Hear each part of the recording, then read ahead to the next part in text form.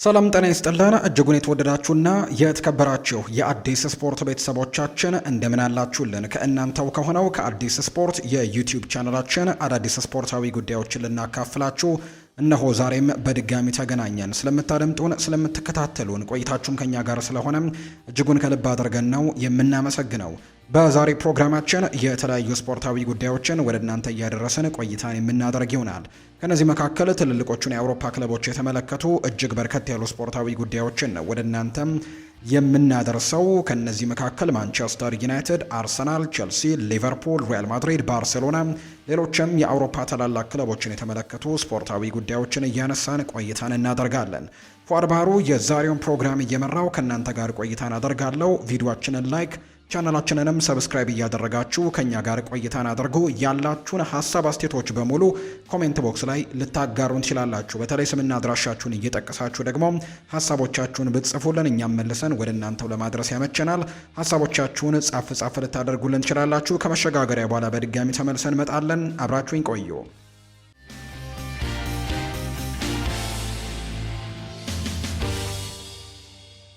የአፍሪካ ጉዳይን በማስቀደምን ጀምር ሞሮኮ ሴኔጋል ዋንጫውን እንዳታቀርብ አሳስባታለች። ሴኔጋል በነገው ዕለት በፈረንሳይ ስታድ ደ ፍራንስ ከፔሩ ጋር የወዳጅነት ጨዋታ እንዳለት ይታወቃልና በጨዋታው ላይ ሴኔጋል የአፍሪካ ዋንጫውን ለደጋፊዎች ለማቅረብም ድሏን ለማክበርም ማቀዷን ነው ከዚህ በፊት ይፋ ያደረገችው። ካፍ አሸናፊነትን የሰጣት ሞሮኮ በበኩሏ ሴኔጋል ዋንጫውን ስቴዲየም መውሰድ እንደማትችል ነው ገልጻም የተቃወመችው። የሞሮኮ ሕጋዊ ጠበቆችም ለስቴዲየሙ እና ደግሞ ለዝግጅቱ አዘጋጅም ተቃውሞ ለኢቨንቱ ተቃውሞ ደብዳቤ መላካቸውን የተነገረው። ይህም አይሆን ከሆነ ግን ሕጋዊ እርምጃ ለመውሰድም እንደሚገደዱ ነው ለአዘጋጆቹ ያሳወቋቸው እየተባሉ ይገኛል። አሸናፊነቱ ተሽሮ ለሞሮኮ በተሰጠ ዋንጫ የደስታ ዝግጅት ላይ ከመሳተፍም ተቆጠቡ ስትል ነው ሞሮኮ መልእክቷን እያጋራች የምትገኘውና እንግዲህ ሴኔጋል በተለይ ድሏን አስመልክቶ ዋንጫውን ልታከብር ዝግጁ እንደነበረች በስታድ ደ ፍራንስ ነገ በሚደረግ ጨዋታ ላይ ራሷን እንግዲህ አዘጋጅታ እንደነበረ እና ይህንን ጨዋታ ደግሞ ወይም ደግሞ ይህንን ዋንጫ በማሸነፏ ምክንያት ዋንጫውን ከደጋፊዎች ጋር ለማሳየት ስቴዲየሙን አዘጋጅታ እንደነበር ተነግሯል። ነገር ግን ከዚህ ድርጊቷ እንድትቆጠብ ነው ሞሮኮ ያሳሰበችው።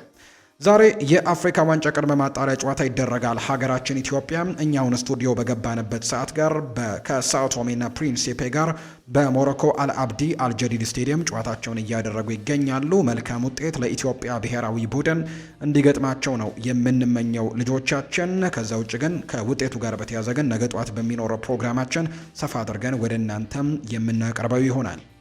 ክለቦችን የተመለከቱ ስፖርታዊ ጉዳዮችን ወደ እናንተ እናደርስ። አርሰናልን የተመለከቱ መረጃዎችን እናስቀድም። አርሰናልና ማንቸስተር ሲቲ ታዳጊውን ተከላካይ ለማስፈረም በፉክክር ላይ ናቸው ተብሏል። ይህ ተጫዋች አርሰናል የስኮትላንዱን የሃርትስ ክለብ ድንቅ ተከላካይ የሆነው አልፊን ነው ለማስፈረም በሚያደርጉት ፉክክር አርሰናሎች ቀዳሚ እንደሆኑ ተነግሯል። ይህ ታዳጊ ተጫዋች ገና 17 ዓመቱ ነው። ወደፊት በጣም ኮከብ ይሆናሉ ተብለው ከሚጠበቁ ተጫዋቾች መካከል አንደኛው ነው። አልፊ አስቦርን ይባላል። ይህ ተጫዋች እንደ ቲምቶክ የመረጃ ምንጭ ዘገባ ከሆነ የ17 ዓመት ተከላካይን የግላቸው ለማድረግ አርሰናሎች ቀዳሚ ቢሆኑም ነገር ግን ማንቸስተር ሲቲም ከፍተኛ ፍላጎት እንዳላቸው የሚጠቁሙ መረጃዎች ግን እየወጡ ነው። የሁለቱ ክለቦች ተወካዮች ደግሞ የረቡዕ ዕለት ተጫዋቹን በአካል በማግኘትም ብቃቱን በቅርበት ተከታትለውት ነበር። አርሰናሎች በተለይ በተደጋጋሚ ይህንን ተጫዋች ለማስፈረም ስካውቶቻቸውን ሲልኩ እንደነበርና ተጫዋቹንም በቅርበት ሲከታተሉት እንደነበር ነው መረጃዎች የወጡት። የሁለቱም ክለቦች ተወካዮች ግን በቅርብ በተደረገ ጨዋታ ላይም ተገኝተው ተመልክተውታል። አስቦርን በታዳጊነቱ እያሳየ ያለው ብቃትም በበርካታ ታላላቅ ክለቦች ውስጥም አይን ውስጥ እንዲገባ እንዳደረገው ጭምር የሚያሳዩ መረጃዎች ናቸው የወጡት። ትናንትና ምሽት በነበሩ የዓለም ዋንጫ የማጣሪያ ጨዋታዎች በአውሮፓ ዞን የዓለም ዋንጫ የማጣሪያ ጨዋታዎች አሁንም ተደርገው እንዳልተጠናቀቁ ይታወቃል እና ትናንትና ደግሞ በርከት ያሉ ጨዋታዎች ነበሩ። ከነዚህ መካከል ስዊድን ጨዋታ አድርጋ ነበር እና የአርሰናሉ አጥቂ ቪክተር ዮኬረሽ ሃትሪክ መስራቱን እናስታውሳለን። ወደ ቀጣዩ ዙር ወደ መጨረሻው ዙርም የመጨረሻውን ጨዋታ ምናልባት የሚያሸንፉ ከሆነ ወደ ዓለም ዋንጫው ለማለፍ የመጨረሻ ጨዋታ አንድ ብቻ ነው የሚቀራቸውና እሱ ጨዋታ ላይ እንዲደርሱ ትልቁን አስተዋጽኦ አድርጓል። ትናንት 3 ጎሎችን በማስቆጠር ጨዋታውንም 3-1 በሆነ ውጤት እንዳሸነፉ እናስታውሳለን። የስዊድን ብሔራዊ ቡድን አሰልጣኝ የሆኑት ደግሞ ግርሃም ፖተር ናቸው። የቀድሞ የብራይተን የቼልሲም አሰልጣኝ እንደነበሩ እናስታውሳለን። የመስመር አጥቂዎቻችን ለነሱ አመቻችተው ማቀበል ከቻሉ ወይም ለአጥቂው አመቻችተው ለቪክተር ዮኬሬሽ አመቻችተው ማቀበል ከቻሉ እሱ ምን እንደሚያደርግላቸው ሁላቸውም ያውቃሉ ሲልም ጭምር ነው የተናገረው። እኔ ቪክተር ዮኬሬሽን በሰፊ ክፍት ቦታዎች ላይ በካውንተር ደግሞ ጨዋታዎች ከፍተኛ ተጫዋች እንደሆነ እመሰክርለታለሁ። ሃትሪኮችን መቀጠል ከቻለ ለኔ ነገሮችን ቀላል ያደርግልኛል ሲሉ ነው እንግሊዛዊው አሰልጣኝ ግርሃም ፖተር የተናገሩትና የአርሰናሉን አጥቂም ትላንትና ሞግሰውታል አሰልጣኝ ግርሃም ፖተር። የባየር ሚኒኩ የአማካይ ስፍራ ተጫዋች የሆነው ሊዮን ጎሬትስካ በክረምቱ የዝውውር መስኮት አርሰናልን ለመቀላቀል ዝግጁ መሆኑን ካልቺዮ መርካቶ የተባለው የመረጃ ምንጭ ይፋ አድርጓል። ልምድ ያለው ጀርመናዊ አማካይ በክረምቱ የዝውውር መስኮትም እንግዲህ ተጫዋቹን ለማስፈረም አርሰናሎች ምናልባት ፍላጎት ሊያሳዩ ይችላሉ ተብሎ ይታሰባል። አንደኛ ተጫዋቹ በጣም በጥሩ ልምድ ያለው አይነት ተጫዋች እንደሆነ ይነገራል።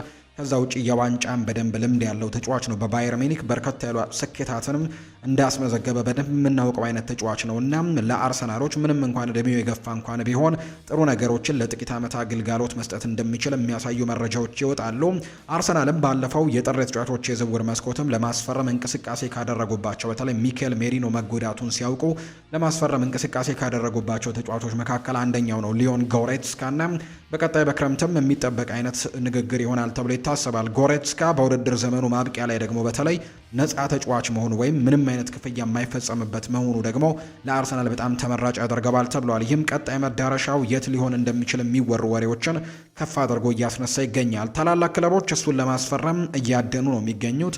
እንደ አርሰናል፣ እንደ ኤሲ ሚላን በክረምቱ የዝውውር መስኮት ተጫዋቹን ያለምንም ክፍያ በነፃ ለማስፈረምም እየሰሩ ይገኛሉ ተብሏል። ለባየር ሚኒክና ለጀርመን ብሔራዊ ቡድን ጥሩ ብቃት ሲያሳይ የቆየ በመሆኑ የአውሮፓ ታላላቅ ክለቦች አማካይ ክፍላቸውን ለማጠናከርም እንደ አማራጭነት ይህንን ተጫዋች ሊጠቀሙ የሚችሉበት እድል በጣም ሰፊ ነው ተብሎ እየተነሳ ነው የሚገኘው። ጀርመናዊው አማካይ በክረምቱ ለሚካሄደው የዓለም ዋንጫ ላይ በዩሊያን ናግልስመን ቡድን ውስጥ ደግሞ እንደሚካተት በርካቶች ይጠብቁታል። ከውድድሩ በፊትም ቀጣይ ክለቡን ይፋ ያደርጋል ተብሎ ነው የሚታሰበው። በጀርመኑ ግዙፍ ክለብ ቆይታው በበርካታ የቡንደስሊጋ ዋንጫዎች የቻምፒየንስ ሊግ ድልንም ያጣጣመው ጎሬትስካ ባጮት ዘይቤውና ባለው ሰፊ ልምድ ደግሞ በብዙዎች ዘንድም አድናቆት የሚቸረው አይነት ተጫዋች ነው። አሁን ላይ ኮንትራቱ ሊጠናቀቅ ጥቂት ጊዜያቶች ብቻ በሚቀረው በዚህ ጊዜ ላይ ከሚፈልጉት ክለቦች ጋር በነፃነት መደራደር የሚችልበት ጊዜ ላይ ነው የሚገኘው። ኤሲ ሚላን አማካይ ክፍሉን ለመገንባት በሚያደርገው ጥረትም እሱን ለማስፈረም ከፍተኛ ግፊት እያደረገ ቢሆንም ተጫዋቹ ግን ራሱን በፕሪሚየር ሊግ ነው መፈተን እንደሚፈልግ የተነገረው። ተጫዋቹ ራሱን ወደ ፕሪሚየር ሊግ አምጥቶ በፕሪሚየር ሊግ ምን አይነት አቋም አለኝ የሚለውንም መፈተን ይፈልጋል። አርሰናልም ለቀጣዩ እርምጃው ተስማሚው ክለብ ሊሆን እንደሚችል የሚያሳዩ መረጃዎች አሉ። አርሰናል በሚኬል አርቴታ አመራር ስር ወጣት ተሰጥኦችን ወደ ቡድኑ በመቀላቀልም የሚታወቅ ሲሆን እንደ ጎሬትስካ ያለ ተጫዋችን ደግሞ ማስፈረማቸው ግን ከተለመደው የዝውውር ስትራቴጂያቸው ወጣ ያለ ሊሆን ይችላል የተባለው። ምንም እንኳን በአማካይ ክፍሉ ላይ እንደ ማርቲን ዙቤሜንዲና ዴክላን ራይስ ያሉ ተጫዋቾች ቢኖሩትም አርቴታ ግን ልምድ ያለውና ለቡድኑ ደግሞ ጥልቀትን የሚሰጥ ተጫዋችን ለመጨመርም ወሳኝ እንደሆነ ነው የሚያምነው። የጎሬትስካ ብቃት ጥርጥር የለውም ወይም ጥርጥር ውስጥ የሚገባ ባይሆንም የፕሪሚየር ሊጉን አካላዊ ጥንካሬን መቋቋም ይችላል ወይ በርካቶች የሚጠይቁት ነው። ከቡንደስሊጋ ወደ እንግሊዝ የመጡ በርካታ ያሉ ተጫዋቾች ለምሳሌ ያክል ጄደን ሳንቾ፣ ጄሚ ባይኖ ጊትየንስም የምናውቃቸው ናቸውና ብዙ ጊዜ ሲቸገሩ ተመልክተናቸዋል። ፍሎሪያን ቬርትስም ቢሆን መጀመሪያ አካባቢ በጣም ተቸግሮ እንደነበር የምናስታውሰው ነው። ነገር ግን አርቴታ በገበያው ውስጥ ብልህ በመሆኑ ለጀርመናዊው ተጫዋች አስቀድመው ያዘጋጀው እቅድ እንዳለ የሚያሳዩ መረጃዎችን ነው በትልቁ እየተመለከትን የምንገኘው። ማንቸስተር ዩናይትድን ደግሞ የተመለከቱ መረጃዎችን እናንሳ። የዝውውር ባለሙያው ፋብሪዚዮ ሮማኖ እንደሚናገረው ከሆነ ማንቸስተር ዩናይትድ ለኮከብ አማካይ ኮቢ ማይኖ አዲስ የውል ስምምነት ለማቅረብ እጅጉን በጣም መቅረቡን የሚያሳይ ነገር ነው እየወጣ የሚገኘው። የ20 ዓመት ወጣት በኦልትራፎርድ እስከ 2031 ድረስ የሚያቆይ የረጅም ጊዜ ውል ይፈርማል ተብሎ ነው የሚጠበቀው። እንደ ፋብሪዚዮ ሮማኖ ገለጻ ከጥር ወር ጀምሮ ሊካሄድ የቆየው ድርድር ወደ መጠናቀቁ የተቃረበ ሲሆን ክለቡም ስምምነቱን ለማሳካት ተስፋ አድርጓል። ለዚህም ደግሞ የአካዳሚ ኮከብ አዲስ ውል መስጠትም በሚኬል ካሪክ ስርም ድንቅ ብቃቱን ማሳየት ከጀመረበት ጊዜ አንስቶ የክለቡ ቀዳሚ ተግባር ሆኖ እንደሚቆይ ነው መረጃዎች እየወጡ የሚገኙት። ለኮቢ ማይኖ አዲስ ውል መስጠት ለማንቸስተር ዩናይትድ ቅድሚያ የሚሰጠው ጉዳይ ነው። በኢኒዮስ ለሚመራው የክለቡ አመራርም የኮቢ ማይኖ የወደፊት ቆይታ ማረጋገጥም ቅድሚያ የሚሰጠው ጉዳይ ይሆናል ነው የተባለው። በአሁኑ ወቅት በሳምንት 20,000 ፓውንድ ገደማ በማግኘት ዝቅተኛ ክፍያ ከሚከፈላቸው ተጫዋቾች መካከል ነው አንደኛው የተጫዋች ኮቢ ማይኖ ማለት ነውና አዲስ ስምምነቱ ግን በዋናነት በዋናው ቡድን ውስጥም ያለውን ወሳኝ ቦታም የሚመጥን ክፍያን ይሰጠዋል ተብሎ ይታሰባል።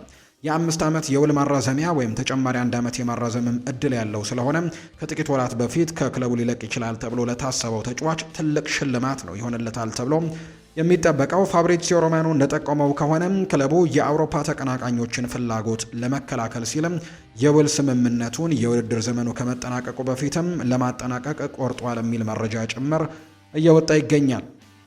ይህ የውል ስምምነት መሳካት ደግሞ በኮቢ ማይኖ የማንቸስተር ዩናይትድ ቆይታ ውስጥም ትልቅ ለውጥ መኖሩን የሚያሳይ ነው። በ2025/26 የውድድር ዘመን የመጀመሪያው አጋማሽ ኮቢ ማይኖ በቀድሞ አሰልጣኙ ሩበን አሞሪም ስርም ከቡድኑ ተገሎ እንደነበረ የሚታወስ ጉዳይ ነው። በማይክል ካሪክ ስር ግን በጥር የ2026 እንግዲህ ማይክል ካሪክ ከመጣ በኋላ በጣም ጥሩ የሚባል ጊዜን ካሳለፉ ተጫዋቾች አንደኛው ሆኗል። ይህ ተጫዋች ኮቢ ማይኖ ካሪክ በዩናይትድ አካዳሚ በነበረበት ወቅትም ኮቢ ማይኖን አሰልጥኖት ስለነበር ወዲያውኑ ወደ ቋሚ አስተላለፉ መልሶታል።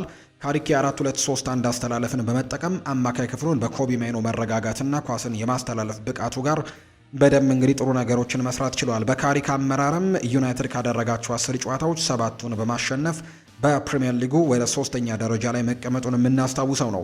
ኮቢ ማይኖ ያሳየው ብቃትም እጅግ አስደናቂ ከመሆኑም የተነሳ በዚህም እንግዲህ በቶማስ ቶዌል በሚመራው የእንግሊዝ ብሔራዊ ቡድን ውስጥም እንዲካተት አድርጎታል። ይህም ከ18 ወራት በኋላ ነው ለመጀመሪያ ጊዜ በእንግሊዝ ብሔራዊ ቡድን ጥሪ የቀረበለት። በዩናይትድ ውስጥ ካሉ እጅግ አስፈላጊ ተጫዋቾችም አንደኛው መሆኑን አረጋግጧል ኮቢ ማይኖ። እንግሊዛዊው ኢንተርናሽናል ማለትም ሞርጋን ሮጀርስ ደግሞ በሁለቱ ትልልቅ የሚባሉ የፕሪሚየር ሊግ ክለቦች እየታደነ ይገኛል፣ በማንቸስተር ዩናይትድ እና በቼልሲ። እነዚህ ሁለት ክለቦች የአስተን ቪላውን ኮከብ ሞርጋን ሮጀርስን ለማስፈረም ትልቅ ፉክክርን እያደረጉ ነው ብሏል ፉትቦል ኢንሳይደር ዛሬ ባወጣው መረጃ ላይ። እንግሊዛዊው ኢንተርናሽናል በአስተን ቪላ ሌላ ድንቅ የውድድር ዘመንን እያሳለፈ የሚገኝ አይነት ተጫዋች ነው። ባለፉት ጥቂት ዓመታትም ለዚህ ቡድን በጣም ጥሩ ነገሮችን ሲያሳይ እንደነበር እናስታውሳለን። ብቃቱም የበርካታ ክለቦች ትኩረትንም መሳቡን ነው እየተነገረ የሚገኘው። የቀድሞ የሚድልስቦሮ ተጫዋች በማንቸስተር ዩናይትድ እና በቼልሲ ብቻ ሳይሆን በሊቨርፑል እና በአርሰናልም በጥብቅ እየተከታተሉት ነው የሚገኘው። በዚህ የውድድር ዘመንም የኡናይ ኤምሬ ቡድን ዋነኛ የማጥቃት ምንጭና ሞተርም ሆኖ እያገለገለ ነው። ማንቸስተር ዩናይትድ እና ቼልሲ ከፍተኛ ገንዘቦችን ለመክፈል ተዘጋጅተዋል። እንደ ዘገባው ከሆነ ሁለቱም የፕሪሚየር ሊግ ግዙፍ ክለቦች አስተን ቪላ ለሞርጋን ሮጀርስ በጠየቀው ከፍተኛ ዋጋም አልተሰናከሉም። የኡናይ ኤምሬ ቡድን በዚህ የውድድር ዘመን በፕሪሚየር ሊጉ በ31 ጨዋታዎችም 8 ግቦችን አስቆጥሮ 5 አመቻችቶ ላቀበለው ለዚህ የ23 ዓመት ተጫዋችም 100 ሚሊዮን ፓውንድም ይጠይቃል ተብሎ ነው የሚታሰበው። ፒተር ወርክ ለፉትቦል ኢንሳይደር እንደተናገረው ከሆነ ዋጋው በጣም ከፍተኛ ይሆናል። ምናልባትም እሱን ለማስፈረም ለሚፈልግ አካልም ከ100 ሚሊዮን ፓውንድ በላይ ሊጠይቁበት እንደሚችሉ ነው የሚታመነው። ምክንያቱም ተጫዋቹ እስከ 2031 ነው አንደኛ ኮንትራቱ፣ ረጅም ጊዜ በአስተን ቪላ የሚያቆየው ኮንትራት አለው። ስለዚህም ይህንን ለማፍረስ ደግሞ ክለቦች በጣም ትልቅ ገንዘብን ሊጠየቁ ይችላሉ ተብሎ ነው የሚታሰበው። ነገር ግን ይህ ዋጋም እንኳን እንግዲህ ሰዎችን አያስፈራም። በፕሪሚየር ሊጉና በአውሮፓ ካሉ በጣም ትልልቅ ክለቦችም በክረምቱ የቪላን አቋም ለመፈተንም ዝግጁ ናቸው። ይህንን ተጫዋች ለመግዛትም በጣም ዝግጁ የሆኑ በርከት ያሉ ክለቦች አሉ። ከእነዚህ መካከል ዩናይትድ እና ቼልሲም ዋነኞቹ ናቸው። ለወጣቱ እንግሊዛዊ አጥቂ ጠንካራ ጥያቄን ማቅረብ ይችላሉ ተብሎ ይታሰባል። ሁለቱም ክለቦች የሽግግር ጊዜ ላይ ቢሆንም ቡድናቸውን ለመገንባት እንቅስቃሴዎችን እያደረጉ ቢሆንም አሁን ካሉበት አቋምና የወደፊት ፍላጎታቸው አንጻር ወደ ማንቸስተር ዩናይትድ መዘዋወር ለሞርጋን ሮጀርስ የበለጠ ሳቢ ሊሆን እንደሚችል ግን ይታመናል። ዩናይትድ ለሚቀጥለው የውድድር ዘመን የቻምፒየንስ ሊግ ተሳትፎን የማረጋገጥ እድሉ በጣም ሰፊ ስለሆነ ለቼልሲ ይህ አጠራጣሪ ሊሆን ስለሚችል ምናልባት ሮጀርስ በሙያው አዲስ ፈተናን ለመጋፈጥ ፈቃደኛ እንደሆነ የተዘገበ ሲሆን ምናልባት በኢኒዮስ የሚመራው የኦልድ ትራፎርድ አብዮትንም ሊቀላቀል የሚችልበት እድል ሰፊ ነው የሚሉ መረጃዎችን ነው ዛሬ ፉትቦል ኢንሳይደር የተባለው የመረጃ ምንጭ ይፋ ያደረገው። ሊቨርፑልን የተመለከቱ መረጃዎችን ደግሞ ወደ እናንተ እናደርስ። አሌክስ ኦክስሌድ ቻምበርሌን ይናገራል። ማንም ሰው ሙሐመድ ሳላ ሲያደርግ የነበረውን ነገር ሲያደርግ አይቼ አላውቅም ሲልም ነው አሌክስ ኦክስሌድ ቻምበርሌን እየተናገረ የሚገኘው። የተጫዋች ለሊቨርፑል ያደረገው ነገር እጅግ በጣም አስደናቂ ነው ሲልም ጭምር ነው የሚናገረው አሌክስ ኦክስሌድ ቻምበርሌን። የሳላህ መልቀቅን የሚገልጸው ዜና ለአብዛኛው የቡድን አጋሮቹ አስገራሚ አልነበረም። በዚህ ክረምት የመለየት እድል እንደሚፈጠር ከረጅም ጊዜ በፊት ሲጠበቅ የቆየ ጉዳይ ነው። ምን ያክል ጉጉት እንዳለውና እያንዳንዱን ጨዋታ ምን ያክል በጉጉት መጫወት እንደሚፈልግም ያውቃሉ። ሳላህ የእነሱን አክብሮት ስለሚያገኝና በጣም ስለሚናፍቀውም የሀዘን ስሜት የሚሰማዋል አንዳንዴ ሲልም ነው ዘ አትሌቲክ የተባለው የመረጃ ምንጭ እያጋራ የሚገኘውና ክለቡን እንደሚለቅ ግን ቀደም ብለውም ያወቁት ነገር እንደሆነ ጭምር የሚያሳዩ መረጃዎች እየወጡ ነው። ሌላኛው ተመሳሳይ ተጫዋች የሚተካ ተጫዋች ማግኘት የማይቻል ነው ይላል ዘ አትሌቲክ ባወጣው መረጃ። ሳላህ በህይወቱም በሙሉ ሊቨርፑል የሰጠውን ነገር በተከታታይ መስጠት የሚችል አጥቂ በዓለም እግር ኳስ ላይ እንዳለ እንግዲህ አያምኑም ሊቨርፑሎች ከማይክል ኦሊሴ እና ከያን ዲያማንዴ ጋር ግንኙነት አላቸው። ሁለቱንም ተጫዋቾች በትልቁ አድናቆት አላቸው በሊቨርፑል ቤት። ነገር ግን ባየር ሚኒክ የኦሊሴን ሽያጭ ማጽደቅ በጣም አጠራጣሪ ጉዳይ ነው። ዲያማንዴም የክለቡን መግለጫ በተሻለ ሁኔታ ይስማማል ተብሏል። ነገር ግን ወደ 100 ሚሊዮን ዩሮ የሚጠጋ ዋጋ ለታዳጊው ኢንተርናሽናል ከልክ ያለፈ ገንዘብ ነው ብለው በርካቶች ያምናሉ ነው የተባለው።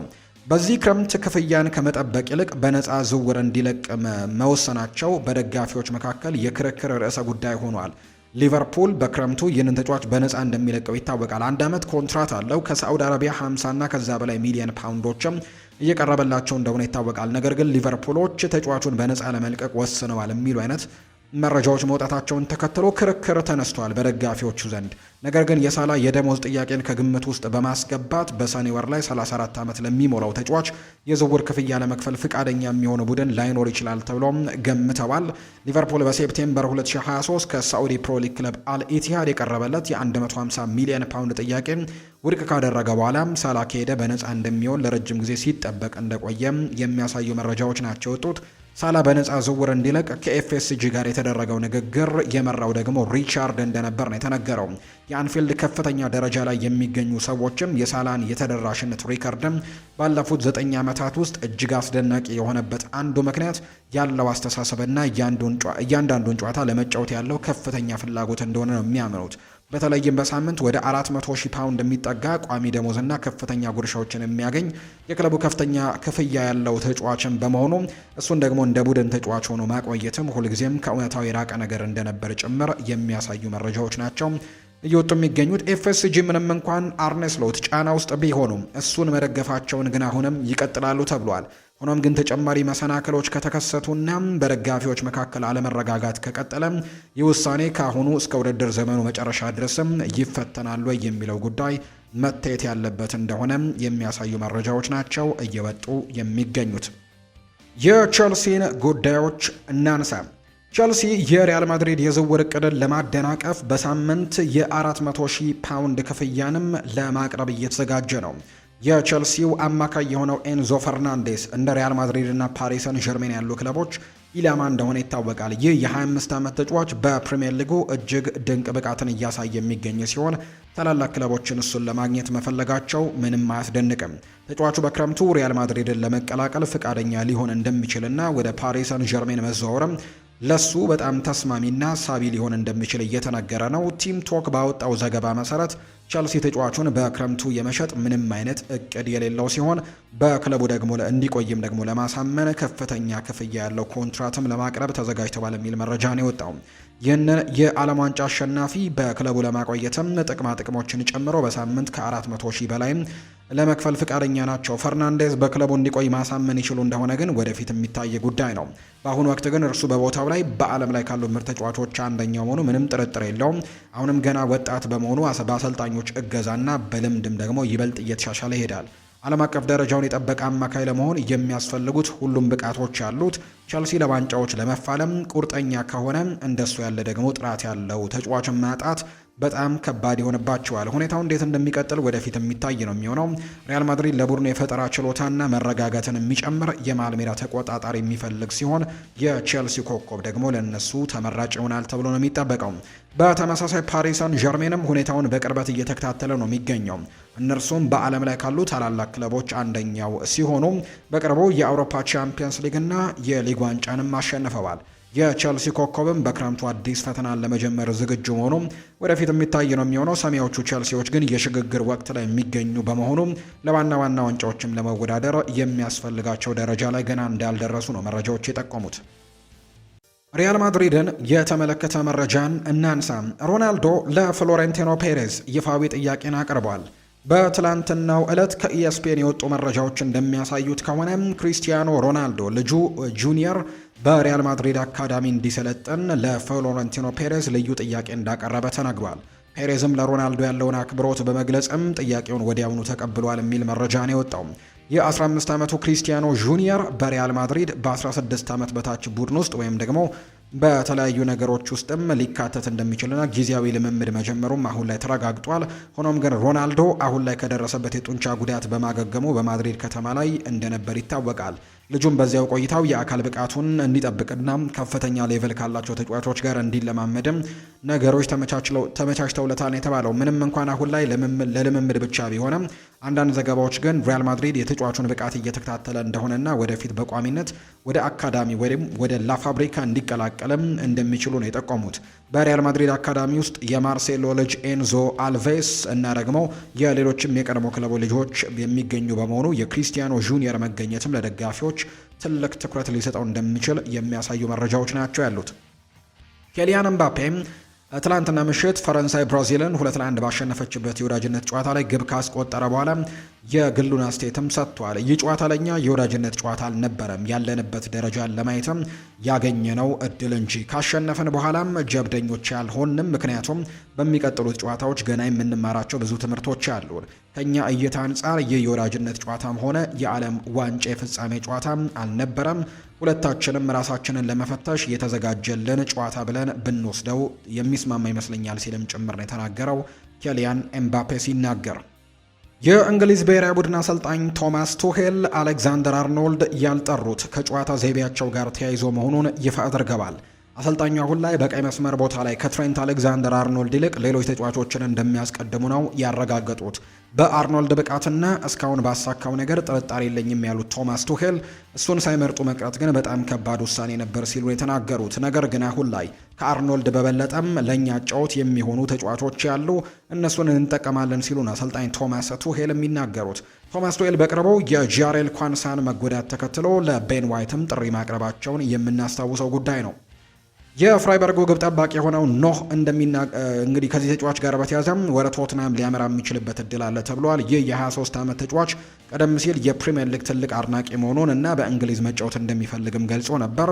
ፉትቦል ኢንሳይደር የተባለው የመረጃ ምንጭ እንዳወጣው መረጃ ከሆነም በክረምቱ 25 ሚሊዮን ዩሮ ገደማም ሊያወጣ ይችላል እየተባለ ነው። ከማንቸስተር ዩናይትድ ጋርም ስሙ ሲያያዝ ነበር። ነገር ግን አሁን ላይ ቶትናም እጅግ በጣም ቅርብ እንደሆነ እየተነገረ ነው። ዘገባው እንደሚያመለክተው ከሆነ እንደ ቶትናም ሆትስፐርስ ያሉ ክለቦች ተጫዋቹን ለማስፈረም ፍላጎታቸው ነው። የሰሜን ለንደኑ ክለብም ለተጫዋቹ ጥያቄ ያቀርብ እንደሆነ ማየቱ ትኩረት የሚስብ ጉዳይ ይሆናል ተብሎ ነው የሚጠበቀው። ቸልሲም ለተጫዋቹ ፍላጎት የነበረው ቢሆንም ከዚህ ቀደም በፈጸማቸው የሕግ ጥሰቶች ምክንያት 10.75 ሚሊዮን ፓውንድም ቅጣትና የእገዳ ደግሞ ዝውውር እገዳ ተጥሎበታል ተብሏል። ቶትንሃም በክረምቱ ጥራት ያለው ግብ ጠባቂን እንደሚያስፈልገው ግልጽ ነው። ጉሌርሞ ቪካሪዮ ባሳየው ወጥ ያልሆነ ብቃት ምክንያት ትችቶች እየቀረቡበት በመሆኑ ቶትንሃም የተሻለ ምትክ ነው የሚፈልጉት። ይህ ደግሞ የቡንደስሊጋው ግብ ጠባቂ ለቡድኑ ምርጥ ተጨማሪ አቅም ሊሆን ይችላል። በፕሪሚየር ሊጉም የመጫወት እድል ለዚህ ተጫዋችም ማስደሳች እንደሚሆን ነው በርካቶች የሚያነሱት። ቶትንሃም በፕሪሚየር ሊጉ ላለመውረድ እየተፋለመ ሲሆን በክረምቱ ቡድኑን ማጠናከር የግድ ይኖርበታል። የቡድን ክፍተቶችን መሙላት ያለባቸው ሲሆንም ጥራት ያለው ግብ ጠባቂ ደግሞ ትልቅ ልዩነትን ሊፈጥር ይችላል ተብሏል። የዝውውር ፉክክሩን አሸንፈው ተጫዋቹን የግላቸው ማድረግ የሚችል እንደሆነ ወደፊት የሚታይ ጉዳይ ነው። የቸልሲ የዝውውር እገዳም ለሰሜን ለንደኑ ክለብም ትልቅ እድል እንደሚሆን ጥርጥር የለውም። ለዚህ ተጫዋችም ለማስፈረም ያላቸው እድልም ሰፊ እንደሆነ ይታመናል። ተጫዋቹ በልጅነቱ ቸልሲን ብዙ ጊዜ ይመለከት እንደነበረም ነው ቀደም ሲል የገለጸው። አሁን ያለው የዝውውር እገዳ ባይኖር ኖሮ ደግሞ ሰማያዊዎቹ ቸልሲዎች ተጫዋቹን ለማስፈረምም ቅድሚያ የተሰጣቸው ነበር ብሎ መገመቱ የሚቻል ነው። በሌላ በኩል ዌስትሃም ዩናይትድ የተጫዋቹን ሁኔታ በቅርበት እየተከታተለ ይገኛል። ክለቡ ተጫዋቹን ለማስፈረምም ጥያቄ ያቀርብ እንደሆነ ማየቱ በትልቁ አስደሳች መረጃ ሊሆን እንደሚችል የሚያሳዩ መረጃዎች ነው እየጠቆሙ የሚገኙት። የተወደዳችሁና የተከበራችሁ ቤተሰቦቻችን ለዛሬ ያዝንላችሁ አዳዲስ ስፖርታዊ ጉዳዮቻችን እነዚህን ይመስላሉ። ስላደመጣችሁን፣ ስለተከታተላችሁን ቆይታችሁም ከኛ ጋር ስለሆነ እጅግ ከልብ አድርገን ነው የምናመሰግነው። ፉአድ ባህሩ የዛሬውን ፕሮግራም እየመራው ከእናንተ ጋር ቆይታን አድርግ ያለው። በቀጣይ ፕሮግራሞቻችን ሌሎች የስፖርታዊ ጉዳዮችን፣ ሌሎች አዳዲስ መረጃዎችን አካተን በድጋሚ ተመልሰን የምንገናኝ ይሆናል። ፉአድ ባህሩ የዛሬውን ፕሮግራም መራሁኝ። በቀጣይ ፕሮግራማችን በድጋሚ እንገናኛለን። መልካም ጊዜ እንዲሆንላችሁም ነው በአክብሮት የምመኘው።